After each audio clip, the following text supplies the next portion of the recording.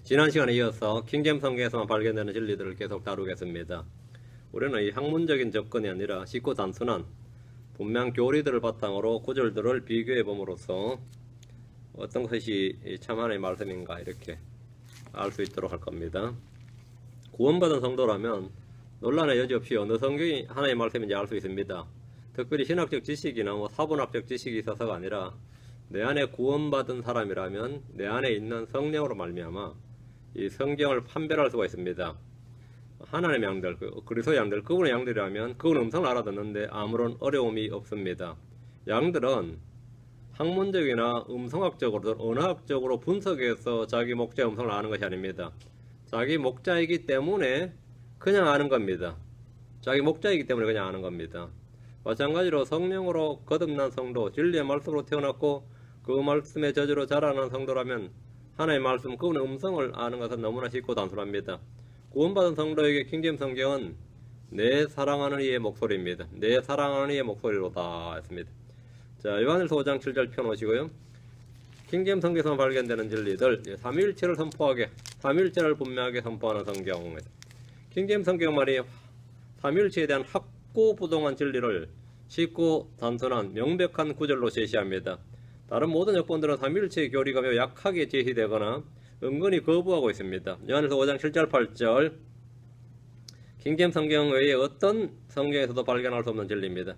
하늘에 정언한 세 분이 계시니 곧 아버지와 말씀과 성령님이시니라. 또 이 세 분은 하나이시니라. And these three are one. 내렸죠. 이 셋은 하나이시니라.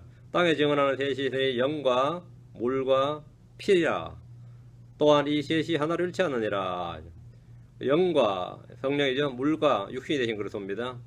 모태로부터 태어나신 피, 하나님의 피 이렇게 됩니다. 이 셋이 하나로 일치하느니라. 이 구절들은 킹잼 성경을 제외한 어떤 현대 역본에서도 발견할 수 없는 매우 쉽고도 분명하고 확고부동한 진리입니다. 개역 한글 성경을 사용하고 공부하시는 분이라면 몇백 번 읽어도 요한일서 5장 7절에서 삼위일체 진리를 발견할 수 없을 겁니다. 개역 성경에는 증거하는 성령이시니 성령은 진리니라 이게 끝입니다. 나머지 이 길어긴 구절이 요게 다예요. 증거하시는 성령이시니 성령은 진리시니라 이렇게 딱 되어 있습니다. 그게 그리고 나서는 핵심 진리는 다 빠져 있습니다. 공동번역은 증언자가 셋 있습니다. 이렇게 하고 끝이에요. 이것이 삼위일체와 뭐 상관이 있습니까? 전혀 없습니다. 삼위일체에 대한 진리를 전혀 제시하지 않습니다. 영어 역본들도 마찬가지로 이 부분이 삭제되어 있습니다. 그래서 대부분의 신학자들과 사문학자들은 이 구절을 요한의 콤마라고 주장하면서 킹잼 성경이 원문에도 없는 것을 집어넣었다 이렇게 반대로 비판을 합니다. 특히 여호와의 증인들은 이 구절을 견딜 수가 없습니다. 이 구절이 주의 말씀이라면 사고자고 치노. 이 구절이 주의 말씀이라면 여호와의 증인들의 모든 교리는 거짓이 됩니다. 유대교도 마찬가지입니다. 하나님의 아들은 없다고 말하는 무슬림도 마찬가지입니다. 요한일서 5장 7절은 예수 그리스도의 신성과 그분이 참 하나님이라는 사실을 부정하는 모든 교단과 교파에서 치명적인 구절입니다. 개역 성경으로 요한일서 5장 8절을 보면 증거하는 이가 셋이니 성령과 물과 피라. 또한 이 셋이 합하여 하나이니라. 여기 이 셋이 합하여 하나이니라. 이러면 뭐 되는 거죠? 셋이 합하여 하나란 말은 성령과 물과 피가 각각 3분의 1이라는 뜻이 됩니다. 그렇죠? 합해서 하나니까 3분의 1이라는 뜻인데 셋이 합하여 하나가 되는 게 아니고 셋이 합하여 하나가 되는 것이 아니라 셋이 하나로 일치합니다. 오늘 성령을 외치는 이들 중에서 성경이 없이도 성령의 조명만 있으면 내 안에 성령이 계시만 있으면 사실 다 알 수 있지 않느냐. 꼭 성경이 그렇게 중요하냐. 성령께서 내 안에 조명해 주시면 다 할 수 있는 것이지 자꾸 성경을 그렇게 따지냐 이렇게 좀 황당한 주장을 하는 분들이 있습니다. 그 말 자체가 그 사람이 성령으로 하는 말이 아닙니다. 성령은 진리의 영이고 성경은 진리의 말씀입니다. 성령은 당연히 성경의 영광을 돌리고 성경을 높입니다. 그것이 하나님의 역사예요. 그런데 성령이 있으면 하나님의 말씀이 이 말 자체가 그게 악령이란 뜻이에요. 지금 그 사람 자신이 그 속에서 하는 말이 악한 영, 마귀의 영, 그 그리스도 영이 아닌 다른 영으로 말하고 있다는 겁니다. 그래서 이제 이런 호황된 말 할 때 여러분들이 당하지 않도록 하셔야 됩니다. 진리의 말씀인 성경과 진리의 영인 성령은 결코 분리될 수가 없습니다. 자, 다음 이제 크리스천이 받는 정죄입니다. 크리스천이 받는 정죄. 자, 크리스천은 정죄를 받습니까? 안 받습니까? 자, 로마서 8장 1절입니다. 로마서 8장 1절.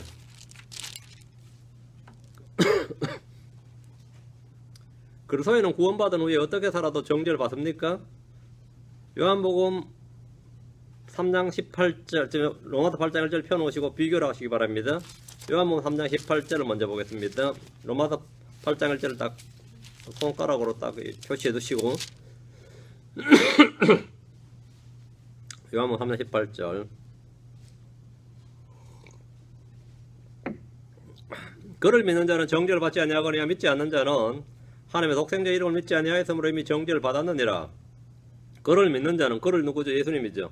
예수님을 믿는 자는 정죄를 받지 아니하거니와 받지 않는다. 성경 크리스천들은 정죄를 받지 않는다 이렇게 말씀합니다. 자, 그럼 로마서 8장 1절을 봅니다. 그러므로 이제 그래서 예수님 안에 있는 자들에겐 정죄함이 없나니, 맞죠?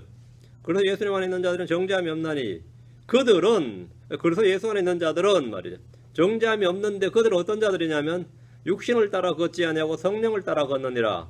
여러분 개역성경을 보면 이 부분이 다 빠져 있습니다. 정죄함이 없나니까지만 딱 되어 있어요. 그들은 육신을 따라 걷지 아니하고 성령을 따라 걷느니라. 이 부분은 여러분이 킹제임스 성경이 아닌 다른 성경 없습니다. 그래서 예수님 안에 있는 자들, 크리스천들에겐 정죄가 없다 이렇게 말합니다. 정죄가 없다면 뭐 마음대로 살아도 정죄가 없느냐? 그렇지는 않습니다. 그들은 육신을 따라 걷지 않고 성령을 따라 걷느니라. 이 D가 돼야 됩니다. 우리가 믿은 후에 육신을 따라 걷거나 세상을 따라 살면 징계를 받고 고난을 받고 심판을 받고 정죄를 받습니다. 히브리서 12장 6절에, 히브리서 12장 6절에 주께서 사랑하는 자를 친히 징계하시고 자신이 받아들인 아들마다 채찍질 하시느니라 하셨느니라. 성도들이 육신을 따라 살거나 죄악 가운데 살면 징계를 받고 채찍질을 당합니다. 때로 약하고 병들고 죽기도 합니다. 로마서 8장 13절, 로마서 8장 1절 펴놓으죠. 밑으로 내려서 8장 13절. 너희가 육신을 따라 살면 죽을 것이로되 성령을 통하여 몸의 행실을 죽이면 살리라. 너희가 육신을 따라 살면 죽을 것이로되, 크리스천들이 육신을 따라 살면 어떻게 된다고요? 죽습니다. 그게 크리스천이 받는 정죄입니다. 약하고 병들고 죽습니다. 성도들이 육신을 따라 살면 약하고 병들고 죽어요. 하나님의 징계입니다. 초대교회 아나니아와 삽비라는 사도들 앞에서 거짓말을 하다가 정죄를 받아 죽었습니다. 그 자리에 즉살했습니다. 고린도 교회 성도들은 주의 몸을 분별하지 못하고 먹고 마시다가 또 방탕하다가 많은 사람들이 약하고 병들고 죽었습니다. 자, 그 성경에 잠들었다 이래 됐죠. 그게 정죄를 받은 겁니다. 그리스도인은 지옥의 영원한 형벌과 저주의 심판이란 정죄는 받지 않지만, 그리스도 예수 안에 있으니까 징계라는 심판은 항상 있습니다. 만약 이런 징계가 없고 이런 심판이 없다면 그 사람의 구원은 사실 출생은 문제가 좀 있는 겁니다. 그건 사생하다. 그건 사생하다. 개역성경에는 로마서 8장 1절을 펴보면 그러므로 그래서 예수 안에 있는 자들에게는 결코 정죄함이 없나니 라고 피리어드 딱 찍혔습니다. 그것도 끝입니다. 뒷부분이 싹 빠져있죠. 뒷부분이 뭐냐 맞죠. 뒷부분이 뭐냐면 그들은 육신을 따라 걷지 아니하고 성령을 따라 걷느니라. 이 부분이죠. 그들은 육신을 따라 걷지 아니하고 성령을 따라 걷느니라. 이 부분이 없단 말이죠. 크리스천들은 무조건 정죄가 없다. 크리스천들은 정죄가 없다 이렇게 하는데 크리스천들도 정죄가 있습니다. 성령을 따라 걷기를 거부하는 영지주의자들과 자유주의자들은 이 성령을 따르는 대신에 악한 영을 따라 걷고 있을 뿐입니다. 오늘날 보수교단이 근본주의라고 주장하는 학자들까지도 이 구절이 후대의 임의로 삽입된 것이다 이렇게 주장을 합니다. 성경은 그리스도인들에게 성령을 따라 걸으라고 말합니다. 성경의 문자적 의미를 추구했지만 성령을 따라 걷지 않았던 사람들이 유대인들이라면 성경의 영적 의미만 추구하면서 문자적 의미를 무시한 사람들이 바로 영지주의자들이라 할 수 있습니다. 우리는 항상 성령을 따라 진리의 성경 한가운데를 걸어야 됩니다. 세상의 행로를 따라 걸으면 정죄를 받습니다. 부정한 정욕에 따라서 이 세상의 행로를 따라 걸으면 정죄를 받습니다. 자기들의 정욕을 따라 걸을 때 정죄를 받습니다. 자기를 부인하고 자기 십자가를 지고 주를 따라 걷고 성령을 따라 걸 때 결코 정죄함이 없습니다. 다음에 낙태에 관한 겁니다. 출애굽기 21장 22절 23절입니다. 낙태에 대해서 성경에서 임신이란 말은 없습니다. 예. 성경은 항상 with a child 이렇게 되어 있습니다. 아이를 가졌다 이렇게 되어 있죠. with a child 이렇게 되어 있지 pregnancy란 말 없다. 그 성경에서는 이 임신했다 이 말이 그 당시가 아이를 가졌다 이 말입니다. 그 말은 뭐냐? 모태에서 10개월 동안 몇 주라 그러죠? 우리 한국 사람 다 그냥 10개월이라 그러지는데, 예. 그게 뭐냐면, 6주가 됐든 8주가 됐든, 6주가 됐든 8주가 됐든 뭐라고요? 아이를 가진 거예요. 아이를 가졌다는 말은 뭐죠? 그 아이라고요. 그 성경은 with a child예요. 그게 pregnancy가 아니고 with a child, 아이를 가졌다고. 언제부터인가 이 낙태에 대한 사회적 논란이 많이 일면서 이 낙태를 합법화해야 한다는 의견이 많이 나왔습니다. 그리고 실제로 지금 미국도 합법화됐습니다. 합법화되는데 지금도 뭐 반대하는 단체들이 있지만 프로라이프라고 해서 낙태 반대, 생명 찬성이죠. 프로라이프가 있고 프로초이스, 선택을 프로초이스, 낙태 지지죠. 프로라이프 vs 프로초이스, 이 아주 팽팽하게 맞서고 있습니다. 종교적, 윤리적, 사회적 문제를 넘어서 법리적 논쟁을 벌이면서 교회들마다 갈피를 잡지 못하고 이 교회들도 당황하는 거예요. 형식상으로는 반대를 해야 될 것 같은데 또 어떤 경우는 안 될 것 같고, 그래서 오늘 크리스천 자매들이 뭐 사연들이야 다 했죠. 낙태할 게 뭐 보통 사연이겠어요. 근데 사연을 이해를 못하는 건 아닌데 많이 하죠. 이런 사형제도 폐지 문제와 마찬가지로 성경적 입장을 견고하게 취하지 못한 교회들, 그런 크리스천들이 아주 헤매는 부분입니다. 그런 교회들이 교회들도 헤매요. 목사님들도 헤매고, 그리고 그들은 교회의 그 나약함, 성경적 무지, 올바르지 못한 그 태도, 그런 것들이 잘 보여주는 예가 이 낙태 문제입니다. 출애굽기 21장 22절 23절 한번 보겠습니다. 이 부분은 킹제임스 성경은 낙태 반대, 낙태 금지죠. 낙태는 살인이다 이렇게 보여주고, 개역 성경은 낙태 찬성입니다. 그래서 킹제임스 성경과 개역 성경 완전히 달라요. 출애굽기 21장 22절 23절 사람들이 싸우다가 아이를 뵌 여인을 다치게 하여, 여기 주의, 임신한 여자를 다치게 하여, 그게 아닙니다. 아이를 뵌 여인, 뵌이 이 말이죠. 뵈를 가졌다죠. 아이를 가진 여인, 그래서 임신이라는 것은 아이를 가진 겁니다. 임신이라는 건 다른 게 아이를 가진 거죠. 사람들이 싸우다가 아이를 뵌 여인을 다치게 하여 그녀 열매가 뭐죠? 아이죠. 그녀 열매가 그녀에게서 나왔는데, 출산입니다.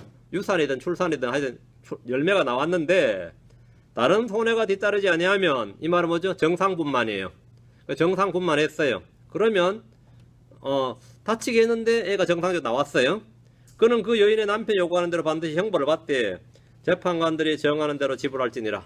그 산모를 다치게 하면 뭐죠? 상해죄에 대해서만 배상하면 되는 거죠. 그 재판의 결과에 따라서. 그러나 어떤 손해가 뒤따르면, 여기도 얹어라요. 그러나 어떤 손해가 뒤따르면 아이가 사산을 했다든가 유산했을 경우, 맞죠?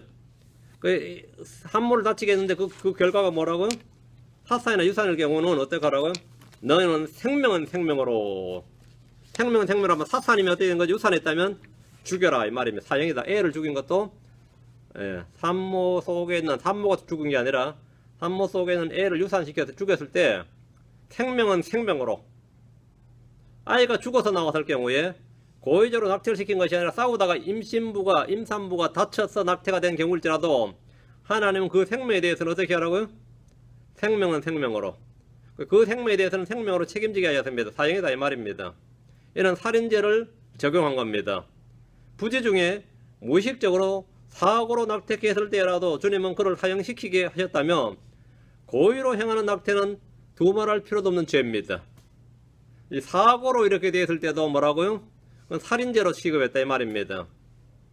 하나님께서는 복중에 있는 아이도 정상적인 인격과 사고를 가진 사람, 아이라고 말씀하셨습니다. 중요한 이 아이다 이렇게 말, with a child 이렇게 정상적인 인간으로 취급하셨습니다. 그래서 복중에 있는 아기를 묘사할 때도 child라는 단어를 사용하셨습니다. child. 오늘 여성단체에서 복중에 있는 아이를 인격체로 취급하지 않으려고 하지만 복중에 있는 아이도 엄연한 I입니다. child입니다. 반면 여러분이 그동안 읽어왔던 사랑에 맞지 않아도 어떤 분이 킹잼 소개해 줬더니만 저는 개혁성경을 너무나 사랑해서 버릴 수가 없어요. 이런 분이 있었어요. 그 개혁성경을 너무나 사랑해서 이 개혁 한글 성경을 보면 낙태를 합법화하고 있습니다. 개혁성경 출애굽기 21장 22절 23절 읽으면 사람이 서로 싸우다가 아이를 뵌 여인을 다쳐 낙태케 하였으나 다른 해가 없으면 이게 뭔 소리야? 잘 들어보세요. 사람이 서로 싸우다가 아이 뵌 여인을 다쳐 낙태케 하였으나 다른 해가 없으면 산모만 안 다치면 뭐라고요? 그 남편의 청구대로 반드시 벌금을 내되 재판장의 판결을 쫓아낼 것이다. 낙태에 대한 것은 뭐라고요? 그냥 손해배상 좀 해주면 된다 이거예요. 그게 개혁성경입니다. 맞아요? 킹잼 성경 뭐라고요? 죽여라야. 벌금 어떻게 내라고요? 상대방의 피해 요구한 대로 내는 게 아니라 재판장이 결정해 준 대로 내면 된다 이거예요. 그 애 죽은 건 중요한 게 아니고 산모만 안 다치면 되는 거죠. 산모만 안 다치면 되고 산모 속에 배 속에 애 죽은 건 상관없다 이거예요. 얘는 자체적으로 상당히 모순을 안고 말이 되지 않는 모순을 안고 있습니다. 여러분 이거 읽었을 때 황당하지 않았어요? 개혁성경 읽을 때 낙태키에서나 다른 해가 없으면 저는 이거 읽을 때 그랬는데 야 뭐 낙태는 애는 속에는 애는 죽어도 주님 그거는 나오지 않는 애는 원래 책을 안 물으시는구나 이런 생각을 했었어요. 예전에 제가 개혁성경 읽을 때 그래서 마음에 찜찜하긴 했지만 좀 찜찜하긴 했죠. 뭘 읽을 때 낙태케 하여서나 다른 해가 없으면 이 말은 아이는 죽었으나 임신한 여자가 해가 없으면 임신한 여자에게 해가 없으면 산모에 대한 배상만 상해 배상만 하면 된다 이거예요. 산모에게 아이가 죽는 것보다 더 큰 손해가 있어요.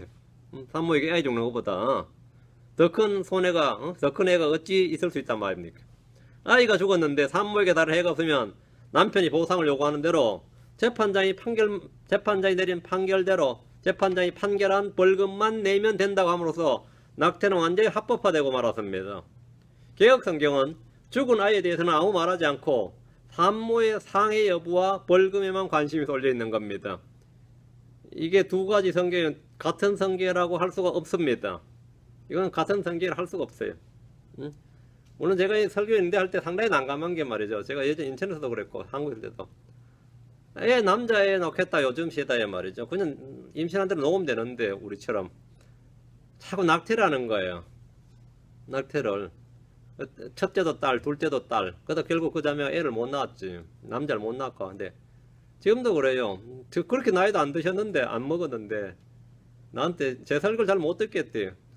왜 그러냐 이렇게 몸이 말이 아닌 거예요. 너무 그 낙태 수술을 많이 한 거예요. 몸이 가버린 거죠. 자기가 지은 죄가 너무 많아서 늘 그 이야기를 해요. 저도 할 말이 별로 없지. 그럼 내가 뭐라고 그러겠어요. 그런 분한테. 뭐 할 말이 없지 나도. 그냥 젊을 때 그랬다는데 뭐 어떻게 하겠어. 근데 그런 사람이 의외로 상당히 많다는 거죠. 상당히 많다. 근데 거기에 대한 이 죄의식을 없애주기 위해서 크리스천들이 그러고 있으니까 교회에서는 뭐 할 말이 별로 없지. 뭐 교회에서 뭐 목사가 뭐를 말하겠어요. 그런 상태에서 남의 집에 그런 게. 근데 사실은 이 윤리와 이 도덕을 성경 확실히 가르쳐야 되는데 이게 잘 안 됩니다. 잘 안 돼요. 여러분이 킹제임 성경을 알기 전까지 개혁 성경을 쓰면서 이 구절 읽으면 말이죠. 생명의 존엄성이 없고 낙태가 아무렇지도 않는 그런 이론적 근거를 제공받으면서 그렇게 신앙생활을 해온 겁니다. 그런 성경을 사용해 왔습니다.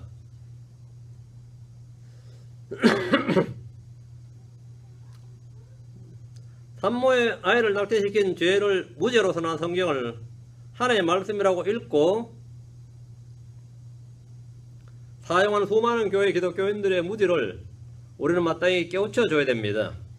영국에서 전에 제가 말씀드렸죠. 성경을 출판했던 출판사에서 이 인쇄공의 실수로 단어 한 단어를 빼먹었어요. 십계명에서 너는 간음하지 말지니라 thou shall not commit adultery인데 not이란 단어가 빠진 거예요. thou shall not이어야 되는데 thou shall commit adultery 이래 갔어. 그 인쇄해서 출간해버렸는데 이 책의 이 성경의 별명이 간음 성경입니다. 너는 간음할지니라 이렇게 성경이 되었기 때문입니다. 출판사는 출간된 모든 성경을 회수해서 폐기 처분했습니다.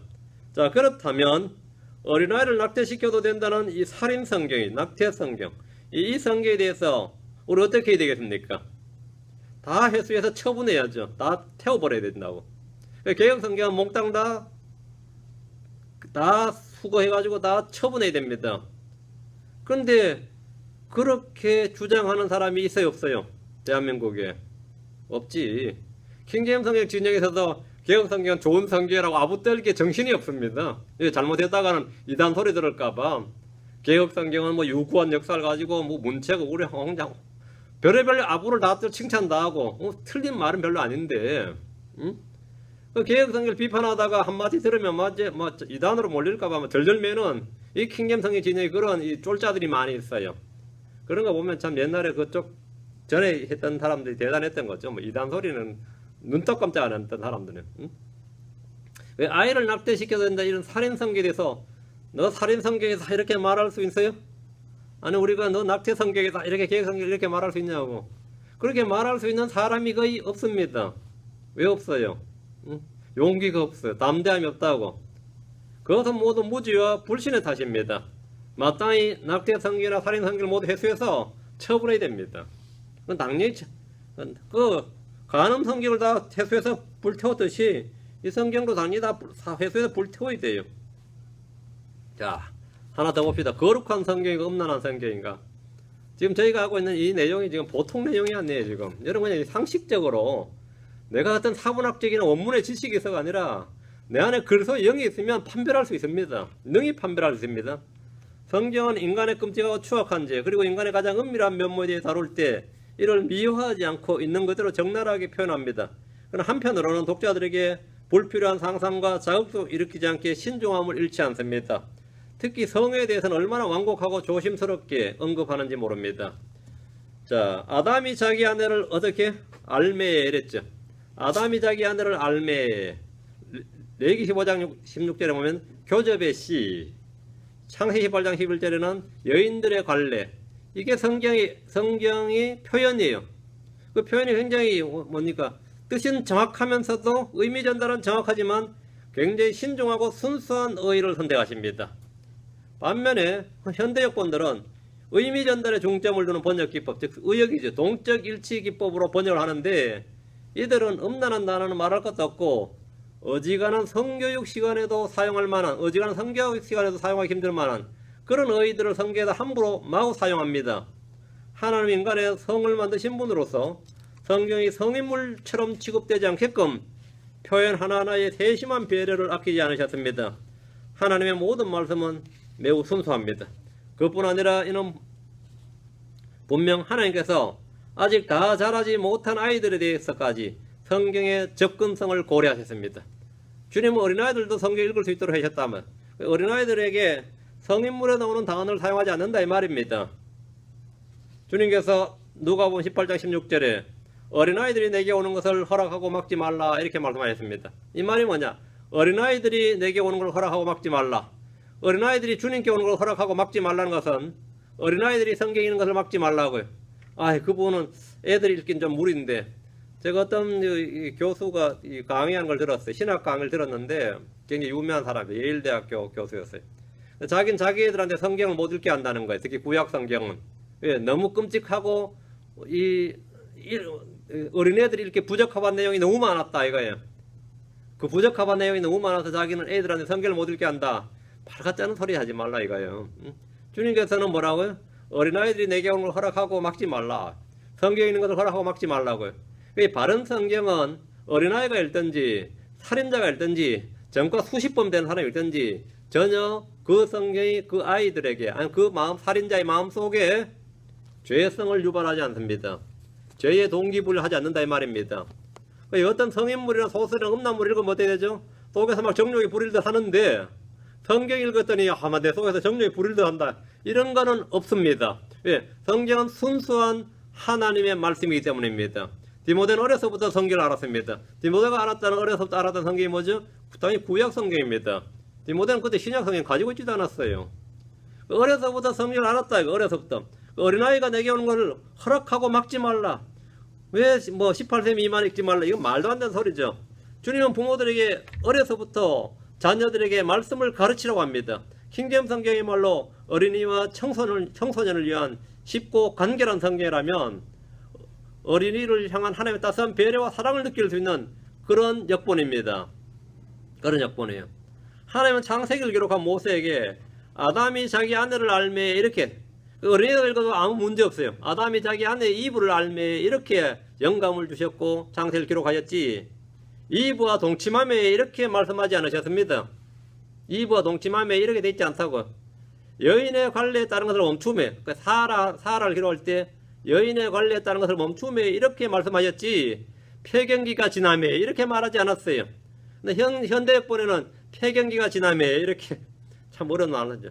성경에서 레위기에 짐승과 함께 눕는 자 이렇게 기록되어 있지, 짐승과 성관계를 하는 자 이렇게 말씀하지 않으십니다. 그렇게 표현이 되지 않았어요. 이삭이 자기 아내 리브가와 즐겁게 논다 이렇게 말씀하셨지, 서로 껴안고 있었다, 서로 애무하고 있었다 이렇게 기록하고 있지 않습니다. 여러분 NIV나 다른 성경을 보면 이삭과 리브가 서로 애무하고 있었다 이렇게 돼 있어요. 이거 황당하지. 접근성이 완전히 다른 거죠. 예레미야 2장 4절에 자기 쾌락에 빠져 바람을 자기 쾌락에 빠져 바람을 맞으며 킁킁대는 암나귀 이렇게 말씀하셨지, 발정나서 헐떡대는 암나귀 이렇게 하신 적이 없습니다. 어느 게 하나의 말씀인 것 같습니까? 어느 게 자기 쾌락에 빠져 바람을 맡으며, 이게 건전한 표현 같아요, 발정나서가 건전한 표현 같아요? 어느 게 성경 같냐고. 그 하나님의 말씀 킹제임스 성경은 순수하고 거룩한 성경입니다. 반면에 이 현대역본들은 의미를 잘 전달한다고 하면서 사실은 대부분 다 음란하고 부정하고 더러운 성경입니다. 거룩한이란 말, 킹제임스 성경은 거룩한 하나님의 말씀인데, 반면 현대역본들은 하나님이 거룩한이란 말을 삭제해버린, 하나님의 그 거룩한이란 말을 삭제해버린 그런 성경입니다. 그런 예가 너무 많습니다. 마태복음에 보면 주님 킹제임스 성경 거룩한 천사들, 하나님의 거룩한 천사들 하고 나오는데, 개역 성경에 그냥 거룩한이 없고 그냥 천사들. 데살로니가서 5장 27절에 우리는 거룩한 형제들 나오지. 개역 성경에 그냥 형제들 하고 나옵니다. 베드로서 1장 21절에는 거룩한 사람들 나오고, 이쪽은 그냥 사람들, 거룩한 사도들과 대언자들 이런데, 개역 성경에 그거에 보면 그냥 사도들과 대언자들, 이쪽은 거룩한 대언자들, 이건 선지자들, 홀리 고스트, 그건 스피릿, 홀리 고스트, 성령, 그냥 이쪽은 스피릿, 대문자로 스피릿, 홀리가 없습니다. 홀리 고스트, 홀리 고스트, 홀리 고스트. 킹제임스 성경은 다 홀리 고스트입니다. 그래 NIV를 그 부분 딱 보면 전부 다 홀리가 다 빠지고 대문자 스피릿 이렇게만 나옵니다.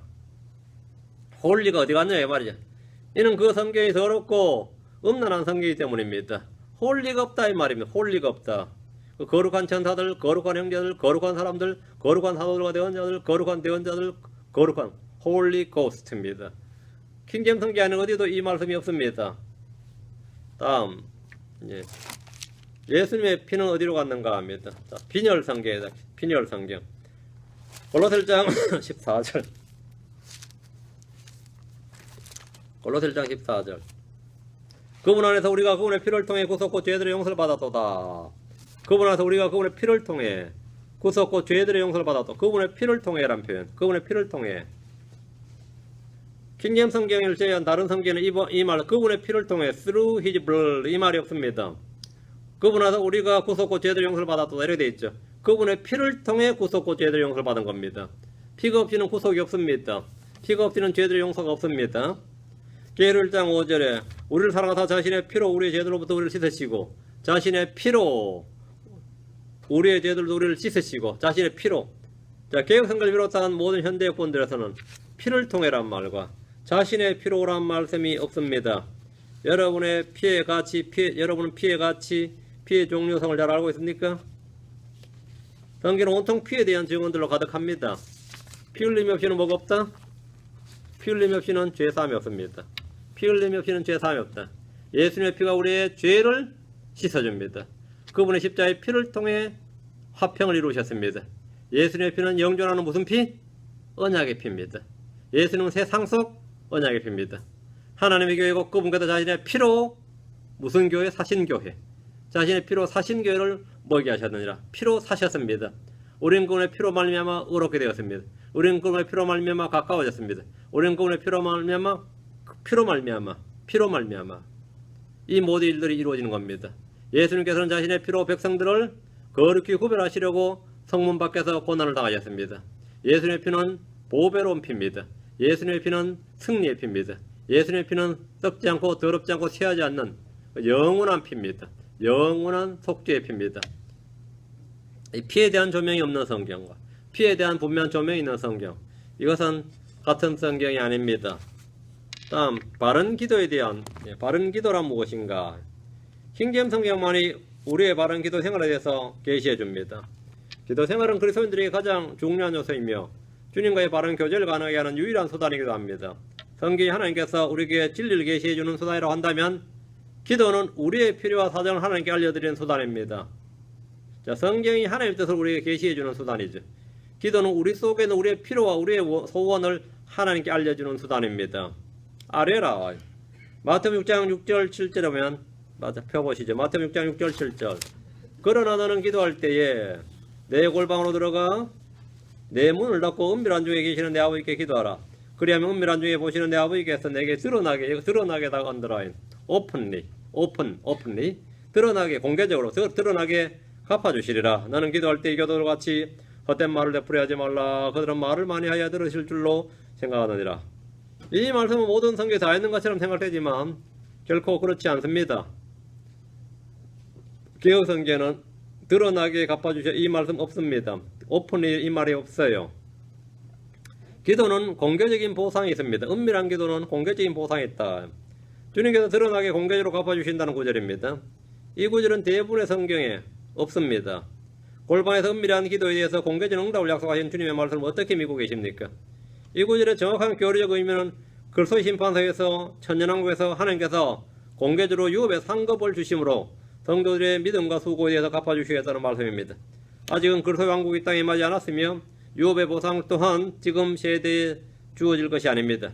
이 구절이 현 세대에 그대로 적용된다면 이 기도는 이기적이고 기복적이고 육신적이고 정욕적이 될 수밖에 없을 겁니다. 그런 기도는 야고보 4장 3절에 따라 응답받지 못합니다. 구하여도 받지 못하면 정욕에 서려고 잘못 구하기 때문이라. 정욕에 서려고 잘못 구할 때 받지 못한다면, 만약 그런 기도 응답되었다면 그것은 그 사람에게 무해할 뿐 아니라 매우 응답이 된 것 자체가 그 사람에게 해로울 뿐 아니라 매우 악할 겁니다. 시편 106편 15절에 그분께서 그들이 요구한 것을 주시되 그들의 혼에게 야이게 하는 것을 보내셨도다. 그분께서 그들이 요구한 것을 주시되 그들의 혼에게 먹을 걸 줬어요. 그 요구한 걸 줬는데 혼은 어떻게 됐다고요? 야이게 하는 것을 보내셨도다. 기도응답 받고 나서 오히려 그것이 기도응답이 그 영적 메마름이 기도응답으로 말미암아 영적인 황폐함과 곤고함이 임했다는 겁니다. 기도응답 받고 나서. 킹제임스 성경을 제한 어떤 성경에도 이런 교리적인 진리가 다 가려져 있습니다. 개혁 성경은 은밀히 보시는 중에 내 아버지께서 갚으시리라 이래 되어 있는데 공개적으로 드러나게 갚으시리라 이 말씀이 없습니다. 성도 여러분은 열심히 뜨겁게 쉬지 말고 은밀히 꾸준히 기도 생활하십시오. 하나님은 저와 여러분의 기도를 들으시는 나와 여러분의 아버지십니다. 기도의 방법은 헛된 반복을 하지 말라는 겁니다. 개혁성경은 뭐라 되어 있냐면 중언부언하지 말라 이래 있죠. 중언부언하지 말라고 번역했습니다. 지금 대부분의 교회는 주님이 가르쳐 주신 기도의 방법을 무시하고 헛된 반복을 하고 있습니다. 가톨릭 묵주를 돌리며 기도문을 외우는데 헛된 반복을 합니다. 묵주 한번 돌릴 때마다 같은 기도를 계속 반복하는 겁니다. 수십 번을. 다 돌아갈 때까지. 방언하는 대부분의 교인들이 의미 없는 말 헛되이 반복합니다.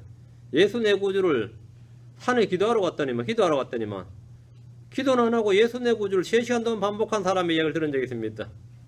힘도 좋아. 어떻게 예수 구주 내 구주를 3시간을 해요. 응? 3시간을 그것도 바위 앞에서 말이죠.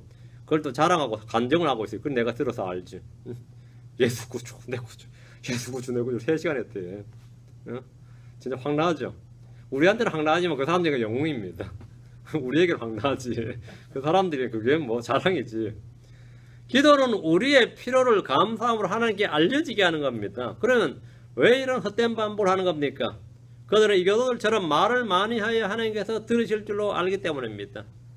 우리나라 사람 옛날에 정한수 떠다 놓고 뒤에서 하늘에 빌 때 뭐라고 빌어요? 계속 같은 말 반복하는 거예요. 비나이다 비나이다 뭐 해주지 비나이다 비나이다 1시간이고 2시간 3시간이나 막 그냥 날씨는 춥지 뭐 새벽에 일어나다 하니까 막 손에 자꾸 빌어야 손에 열이 나거든요. 그나마 견딜 수 있으니까 막 비벼대면서 비나이다 비나이다 하는 거예요. 진짜 그 주님이 봐도 진짜 보면 그렇게 진짜 빌고 있구나지. 얼마나 비비대고 그럼 비나이다 가니까 비비대고 있나이다. 비비대고 있나이다. 비비대고 있나이다. 비비대고 있나이다. 뭐 하려고 그냥 반복을 한다고. 그러면서 이러면서 하고요. 불당에 가도 막 이러면서 하고 왜 이렇게 할 것 같아? 그 계속 같은 말을 반복하는 겁니다. 계속. 근데 크리스천들이 교회 와서 그 짓을 하고 있는 거예요. 크리스천들이. 참 황당한 이야기죠. 하나님을 알면 알수록 말수가 줄어듭니다. 이 킹제임스 성경을 제대로 알고 나서 성도들이 같은 고민이 뭔지 아세요? 이 성경을 제대로 알고 나서 기도 시간이 확 줄었다는 거예요. 그래서 이게 고민이 상당히 심해져요. 분명히 옛날에 엄청 기도하고 말이에요. 기도를 몇 시간씩도 하고 뭐 몇 시간씩 해야 되는 줄 알고 하는데 성경을 더 많이 파고들면 파고들수록 기도 시간이 급격히 막 줄어들더라는 거예요. 자기도 모르게. 기도 시간 줄어들 만큼 지금 뭐 하고 있는 거죠? 성경 공부하고 있는 겁니다. 그러니까 옛날에는 성경 하루에 조금 보고 기도 시간은 뭐 3시간, 4시간 했다면 지금 3시간, 4시간 성경 공부하고 기도 시간이 뭐가 되는 거죠? 예, 옛날 3시간, 4시간 하던 거 이제 30분, 20분 줄어들었다 이 말입니다. 내가 뭔가 잘못된 게 아닌가 이런 생각을 하게 돼요. 왜? 옛날에 헛된 반복을 많이 하게 된 거예요. 헛된 반복 없애버리니까 뭐가 되는 거죠? 그 1분 할 거리도 안 된 거예요. 그때 기도가. 그 1분 거리도 안 되는 거예요. 응? 알고나 보니까 제가 자기 전에는 몇 시간 했던 기도도 지금 1분 거리가 안 됐죠. 응? 1분 거리 때요. 하나님께 알려지게 하고 나니까 1분이 안 됐지. 1분 하고 나니까 할 말이 없는 거야. 1분 정도 하고 나니까. 성경 알고 나면 그래요. 근데 그때는 어떻게 하는 거지? 그때부터는 눈을 돌려 다른 사람의 기도해요. 다른 사람을 위해서. 자기 기도하지 마. 자기 기도 하려고 해보세요. 여러분 3분 안에 다 끝납니다. 실제로. 3분 안에 별거 없어. 3분 정도 기도하면 다 끝나요. 자, 믿음으로 기도하라. 마태복음은 마태복음 17장 20절로 갑니다.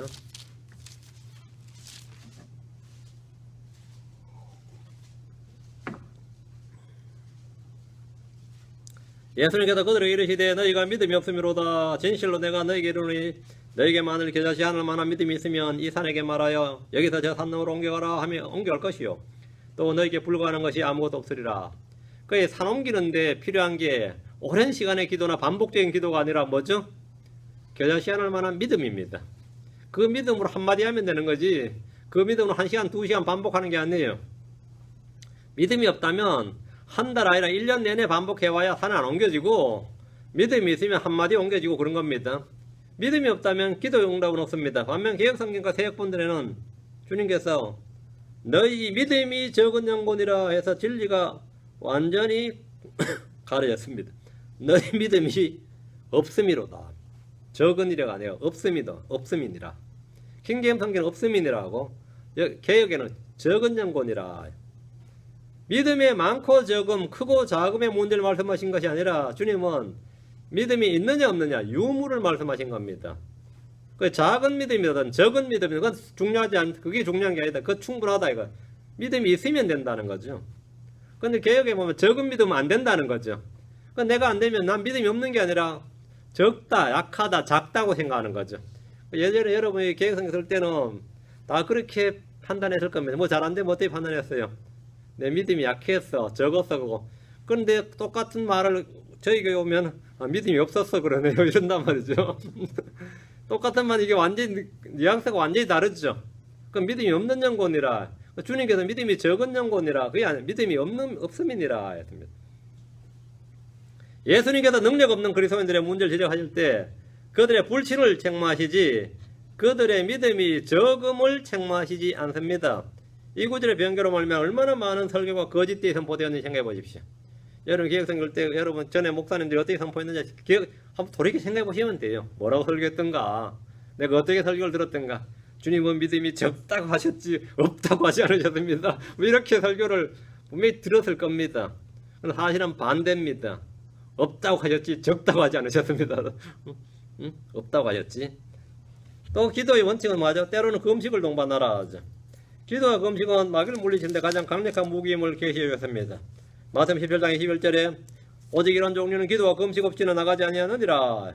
영적인 문제를 해결하면서 기도와 금식은 상당한 효과를 보증해 줍니다. 그러나 마귀는 자신에게 직접적으로 해가 되는 이런 구절들을 그냥 둘 리가 없습니다. 개혁성경을 비롯한 다른 성경들의 이 구절은 아예 삭제되고 없습니다. 없음하고 되어 있어요. 킹잼 성경을 꼭 믿지 않는 성도들은 마귀를 물리칠 방법을 알 길이 없는 겁니다.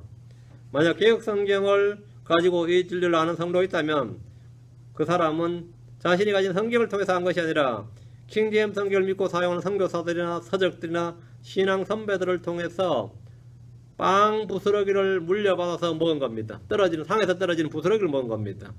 마귀는 성도들의 기도를 무기력하게 만들기 위해서 기도에 관련된 많은 구절들을 변개시켰고, 그 결과 많은 성도들은 기도의 힘과 능력에 대해서 실제적인 체험을 얻지 못했습니다.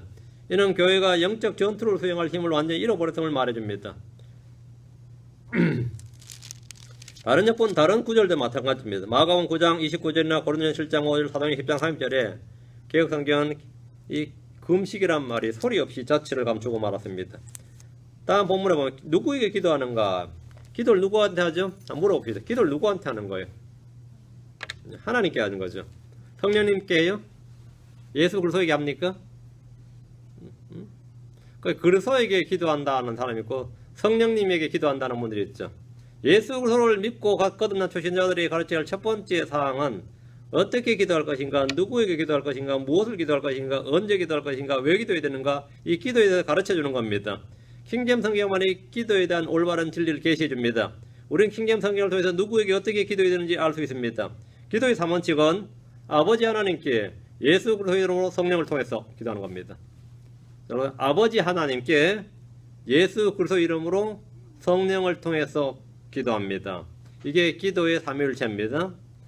유대인들은 하나님 아버지께 기도하긴 하지만 예수 그리스도의 이름으로 기도하지 않습니다. 이교도들은 기도를 하긴 하지만 기도를 하긴 하는데 하나님께 하지 않습니다. 하나님 아버지께 하지 않죠. 구원받지 못한 교인들은 아버지 하나님께 예수 그리스도의 이름으로 기도하지만 성령을 통해서 하진 않습니다. 왜? 그 안에 성령이 없으니까. 교회 다니는 크리스천들, 자기가 크리스천을 하는데 아니 구원받지 못한 채 그냥 기도를 장황하게 잘 늘어놓는데 하나님 아버지 하고 시작해서 기도를 하는데 하나님 아버지께 기도를 시작해서 예수 그리스도 이름으로 기도합니다 하고 마칩니다. 그럼 다 아멘 하는데 뭐가 안 된 거죠? 여기는 성령으로 기도하지 않은 겁니다. 성령으로 기도하지 않은 겁니다. 자, 그러니까 하나님께 기도하지만 예수님 이름으로 기도하지 않는 사람이 있고, 예, 열심히 기도는 하지만 하나님께 안 하는 기도, 이교도들이죠. 하나님 아버지께 예수 그리스도 이름으로 기도하지만 성령으로 하지 않는 사람들이 있습니다. 요한복음 14장 14절. 기도의 삼위일체가 다 적용이 안 되는 겁니다. 요한복음 14장 14절. 교회 오래 다니면서 기도를 어떻게 하는지 누구에게 하는지도 몰랐다는 건 상당히 곤란한 겁니다. 요한복음 14장 14절. 너희가 내 이름으로 무엇이든지 구하면 내가 행하리라. 이거는 주님은 제자들에게 누구에게 구하라고 말씀하셨습니까? 너희가 내 이름으로 무엇이든지 구하면 누구에게? 성령님께? 예수님께? 아버지께? 누구에게요? 아버지 하나님입니다. 이는 앞뒤 문맥을 통해서 쉽게 파악됩니다. 개혁성경을 읽으신 신실한 성도들이라면 예수의 이름으로 예수님께 기도한 기억이 있을 겁니다. 요한복음 14장 14절에 어떻게 되냐면 너희가 무엇이나 내 이름으로 내게 구하면 내가 행하리라 이렇게 있습니다. 너희가 무엇이나 내 이름으로 내게 구하면 내 이름으로 내게 구하라는 거예요. 내 이름으로 아버지께 구해야 되는데 내 이름으로 내게 구하면 내가 행하리라. 이렇게 내게란 말이 첨가되어 있습니다. 예. 요한복음 16장 23절에 보면 그날에 너희가 아무것도 내게 구하지 아니하리라. 진실로 내가 너희에게로 너희가 무엇이 내 이름으로 누구에게 구하면? 아버지께 구하면 그분께서 너희에게 주시리라. 아버지께 구하면. 주님은 제자들의 분명히 기도의 대상이 하나님 아버지심을 가르쳤고 주 예수 그리스도 이름을 사용하여 구할 것을 말씀하셨습니다. 개혁성이 이런 사실에 대해서 뭔가 잘못 가르치고 있습니다. 요한복음 16장 23절을 개혁성경으로 보면 너희가 무엇이든지 아버지께 구하는 것을 내 이름으로 주시리라. 근데 이 구절의 말씀은 예수 이름으로 구하는 것이 아니라 그냥 구하면 예수 이름으로 주신다는 말씀입니다. 이는 의미가 전혀 맞지 않습니다. 의미가 맞잖아요. 그래서 성경 말하기를 너희는 주의하라 깨어 기도하라. 너무나 미혹이 많고 악한 영들의 활동이 강력한 지금 성도들에게 주의하고 깨어서 기도하라는 말씀입니다. 이는 우리의 실천 상황이고 순종의 대상이지 단지 믿기만 해서 될 일이 아닙니다. 근데 개혁 성경은 이 구절마다 변개되어 있습니다.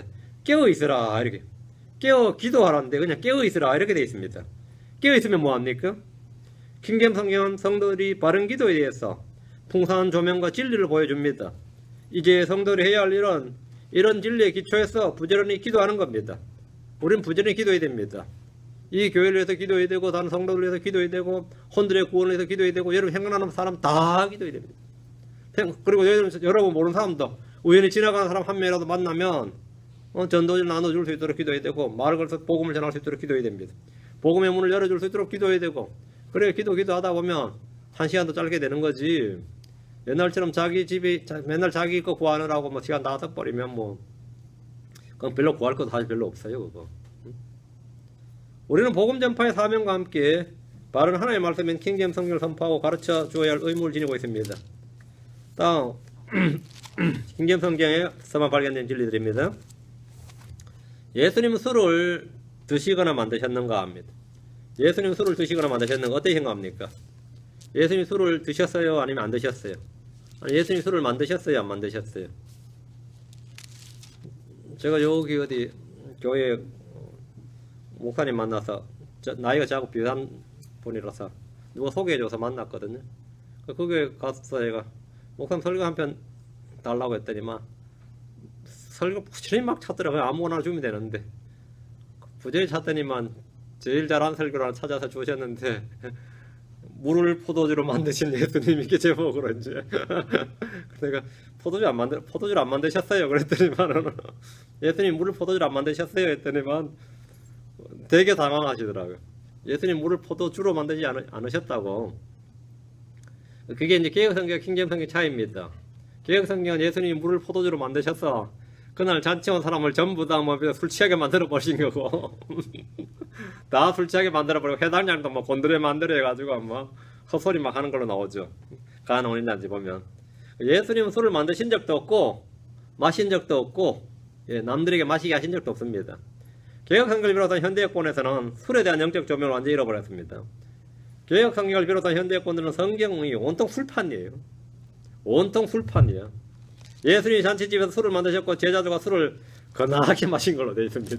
그리고 다 나눠주고 지금까지 마신 것도 많은데 더 좋은 포도주를 내놔가지고 마시고 뭐 또 마시게 만들어 버린 거죠. 이는 거짓말입니다.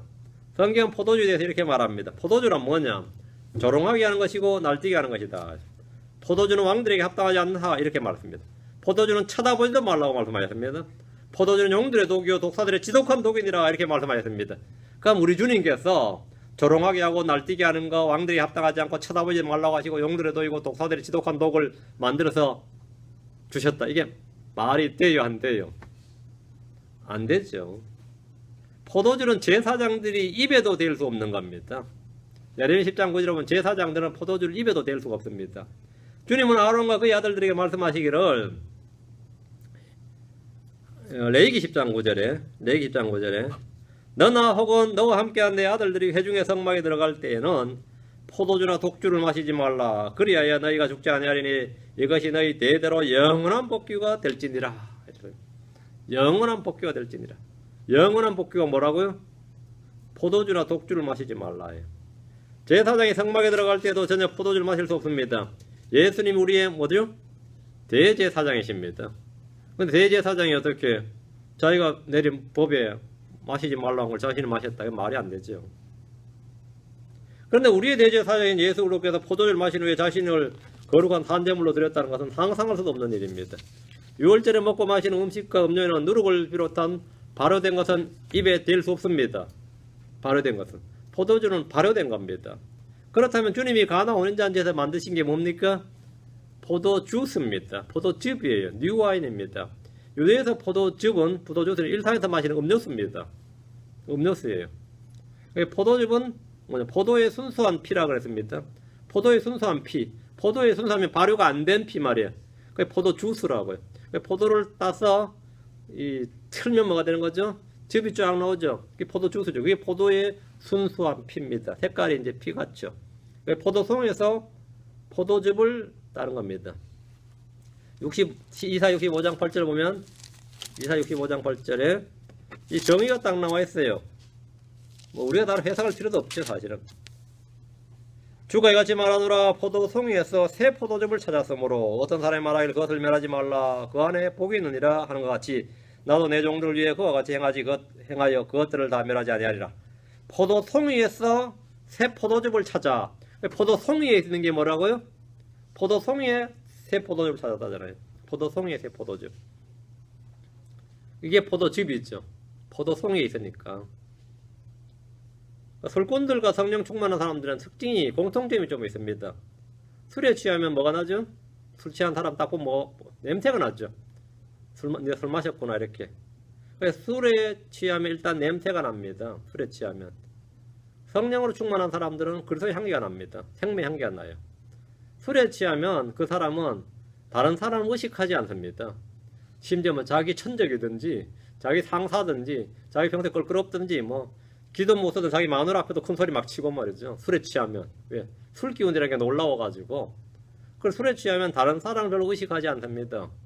성령 충만한 사람은 사람을 두려워하지 않고 남을 의식하지 않습니다. 술에 취하면 평소와 달리 담대해지고 두려움이 없어집니다. 겁이 없어지죠. 성령 충만하면 사람이 담대해지고 두려움이 없어집니다. 술에 취하면 그 술꾼, 술에 취한 사람은 그 술로 인해서 자신과 가정과 직장에 모든 삶이 영향을 미칩니다. 이 술이 원수다 그러고 술 때문에 큰일 났다 그러고 그러죠. 술이 왜 가정생활부터 당장 영향을 미친다. 자기 개인은 물론이고 교우관계나 모든 영향을 미칩니다. 예. 저는 성령으로 충만하면 당장 자신의 자신과 가정과 직장생활을 만나는 사람들에게 반드시 영향을 미칩니다. 성령 충만하면. 그러니까 내가 예수 믿고 나서 친구들 어떻게 대할까 걱정할 필요가 없어요. 예수 믿고 나서 친구들 만나면 친구들이 다 떨어져 나갑니다. 나는 막 붙들어 두고 싶은데도 저절로 막 떨어져 나가요. 저는 고3 때 예수 믿었는데 친구가 많았거든요. 예수 믿으니까 뭐 예수 안 믿는 사람들 다 떨어져 나가 버렸어요.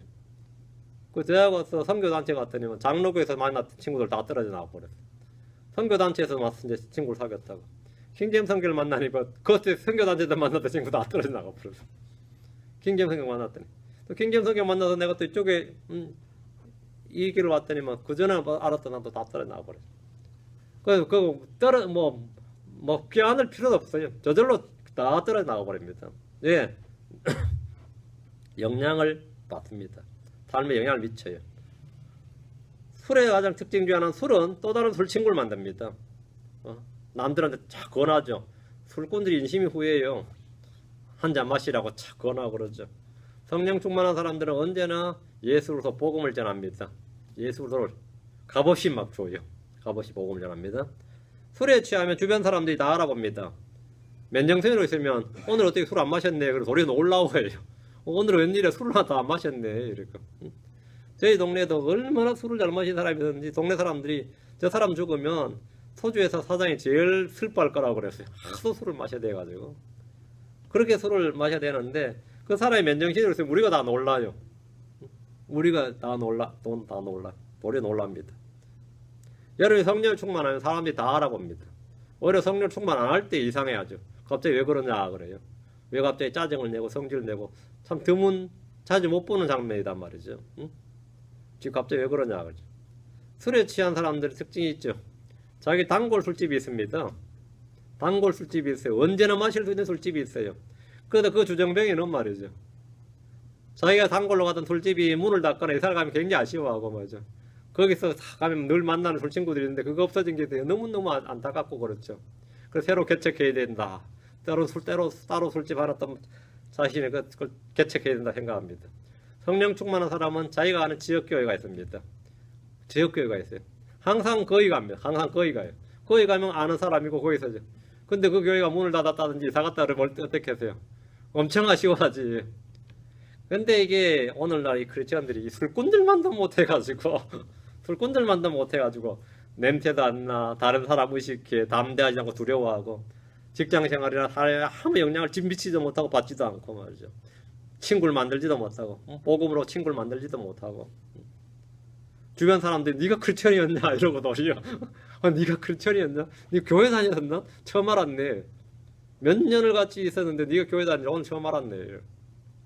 난 네가 성경 읽는 걸 본 적도 없고 기도하는 걸 본 적도 없고 전도하는 걸 본 적도 없고 조금이라도 나는 기독교인의 어떤 그 기독교인이랑 냄새를 맡은 적이 없다고. 또 이런 또 믿음의 선한 간증을 하는 주변 사람들이 나타나고 그렇죠. 교회가 없어졌다 그래도 뭐 태연스럽고 뭐 교회 많은데 그죠. 뭐 자기가 단골로 가는 술집이 술꾼들도 다 단골 술집이 있는데 성령 충만하지 못한 사람은 단골 교회도 없어요. 단골 교회도 없어. 포도주와 포도즙은 차이가 있습니다. 포도주는 말 그대로 포도주 술이에요. 포도즙은 주스입니다. 술을 마시지 말라와 취하지 말라는 것은 전혀 다릅니다. 술 마시지 말라 이랬는데 에베소 5장 18절에 술 마시지 말라 이는 방탕한 짓이니 오직 너희는 성령을 충만하라 이래 돼 있죠. 근데 이제 개혁성경에 술 취하지 말라 이래 됐죠. 술 취하지 말라가 아니라 술 마시지 말라입니다. 우리 킹제임스 성경에서만 올바른 진리를 발견할 수 있습니다. 킹제임스 성경에서만 올바른 진리를 발견할 수 있습니다. 오늘 여기까지 하고 다음 시간에 계속하겠습니다. 여러분이 우리가 쓰는 성경과 지금 일반 교회에서 쓰는 성경이 전혀 다른 성경이다 하는 걸 제가 지금 보여주고 있는 겁니다. 이 성경 쓴다고 여러분이 더 영적이 되는 건 아니겠지만 더 영적이 될 수 있는 기초는 훨씬 더 잘 마련되는 겁니다. 그리고 이 하나의 말씀을 여러분 잘 사용하시기 바랍니다. 잘 믿고 잘 사용하셨으면 좋겠습니다.